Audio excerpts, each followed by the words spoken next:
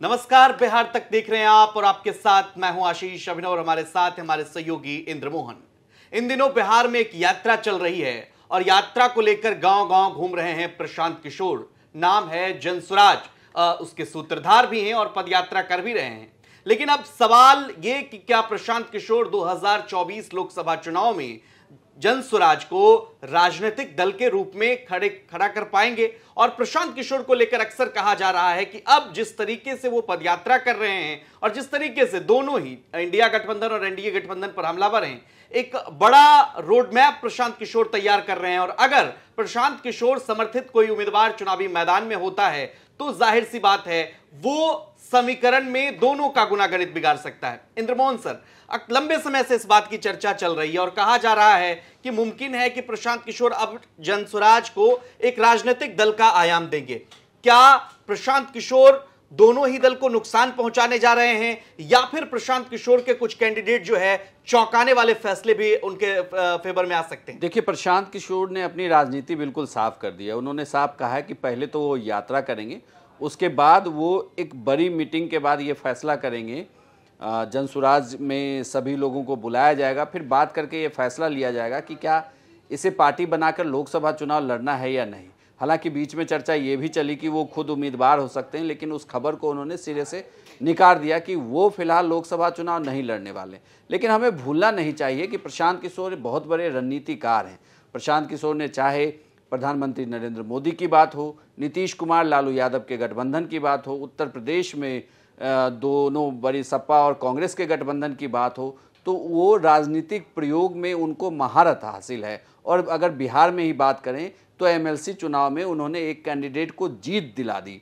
अब चर्चा इस बात की हो रही है कि क्या वो अगर लोकसभा चुनाव में उतरे नहीं, लेकिन उनका जनसुराज अगर किसी को समर्थन करता है तो वो खेल खराब जरूर कर देंगे, क्योंकि प्रशांत किशोर चुनाव लड़ना और चुनाव लड़वाना दोनों बड़े भली जानते हैं।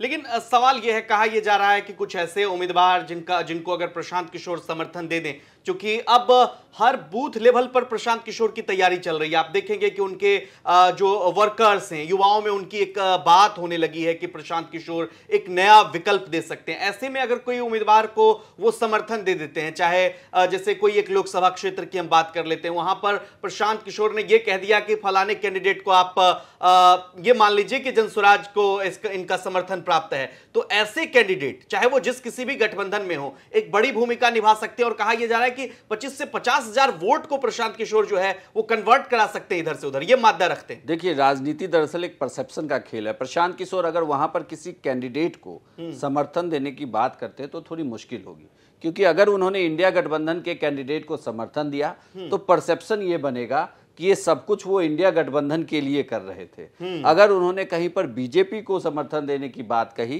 तो वहां पर ये परसेप्शन बनेगा कि ये बीजेपी की बी टीम है। और कहीं पर वहां खड़े हुए किसी तीसरे कैंडिडेट को उन्होंने समर्थन दे दिया और उसकी वजह से अगर दोनों पार्टी में से कोई कैंडिडेट हारता है तो वहां भी फिर ये परसेप्शन बन जाएगा कि ये उसे जिताने या उसे हराने के लिए काम कर रहे हैं, किसी पार्टी को हराने या जिताने के लिए काम कर रहे हैं। ये परसेप्शन वो नहीं चाहते कि इस लोकसभा चुनाव में बने। अगर उन्हें चुनाव लड़ना होगा तो उनकी पार्टी खुद अपना कैंडिडेट उतारेगी, भले ही वो कितना भी वोट ले, उसकी वजह से कोई भी पार्टी हारे, लेकिन परसेप्शन क्लियर होगा कि जनसुराज ही चुनाव लड़ रहा है और जनसुराज के उम्मीदवार को इतना आया। ना कि ये परसेप्शन वो बनने देना चाहेंगे कि उनकी वजह से बीजेपी की प्रत्याशी जीत गए या आरजेडी के प्रत्याशी जीत गए या उनकी वजह से बीजेपी की प्रत्याशी की हार हुई। वो इस परसेप्शन में तो फिलहाल नहीं जा रहे।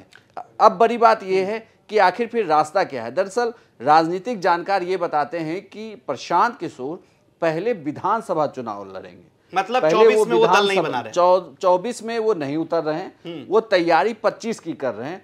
और जब वो विकल्प की बात करते हैं या जनता भी जब विकल्प की बात करती है तो विकल्प का मतलब है कि वो एनडीए और महागठबंधन इन दोनों से इतर एक नया विकल्प जिसके नेता के तौर पर प्रशांत किशोर हो सकते हैं। तो मतलब ये कहा जाए जिस तरीके से दिल्ली में एक पार्टी का उदय हुआ, अरविंद केजरीवाल की पार्टी, और आज देखिए सत्ता में भी है, दोनों जगहों पे से कहीं उनको आखिर हाथ भी मिलाना पड़ रहा है कांग्रेस से। तो ये नौबत अगर प्रशांत किशोर के लिए बिहार में आती है कि उनको हो सकता है आगे चल करके तेजस्वी यादव से हाथ मिलाना पड़ जाए, नीतीश कुमार से हाथ मिलाना पड़ जाए। वर्तमान समय में वो दोनों पर हमलावर है। अभी देखिए सीए एनआरसी को लेकर के बयान आया, वो नीतीश कुमार पर भी उतने ही हमलावर हैं जितने लालू प्रसाद पर हैं, भारतीय जनता पार्टी पर भी उतने ही हमलावर हैं। क्या प्रशांत एक विकल्प के तौर पर खुद को स्थापित कर रहे हैं और 25 में वो कितना सफल हो पाएंगे? अक्सर ये कमेंट करके दर्शक पूछते हैं और उनके समर्थक धीरे धीरे बढ़ भी रहे हैं इस ओर। प्रशांत किशोर के पास खोने के लिए कुछ नहीं, और प्रशांत किशोर, हमें लगता है कि हम और आप डिस्कस करें उससे ज्यादा प्रशांत किशोर खुद इस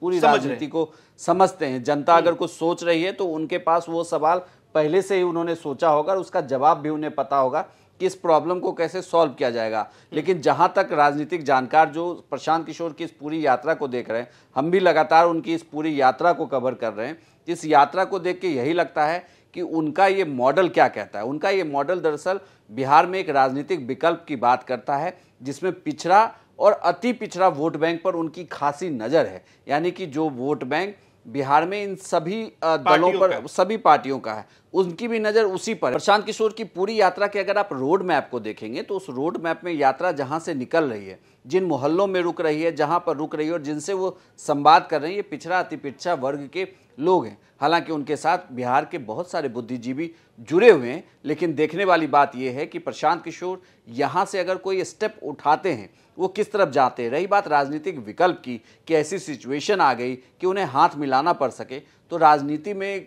ऐसी कोई बंदिश तो है नहीं।